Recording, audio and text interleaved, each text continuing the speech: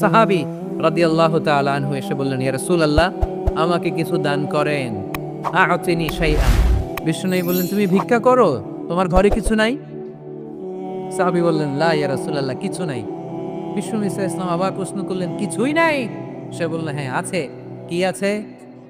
একটা জামা আছে, জামা, আর আছে একটা পানি খাওয়ার জগ। দুইটা জিনিস আছে, একটা কি আরেকটা পানি খাওয়ার জগ। বিষ্ণু বললেন, দুইটা নিয়ে আস।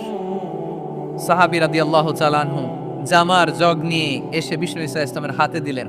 বিষ্ণুনবী জামার জগটা ধরে বললেন, মাইয়াশতারি হাযাইন, কে আছো আমার সাহাবীদের মধ্যে এই দুইটা জিনিস কিনতে চাও? এক সাহাবী দাঁড়িয়ে বলল, ইয়া রাসূলুল্লাহ, ইয়া হাবিবাল্লাহ, আনা আশতারিহিমা বিদিরহাম।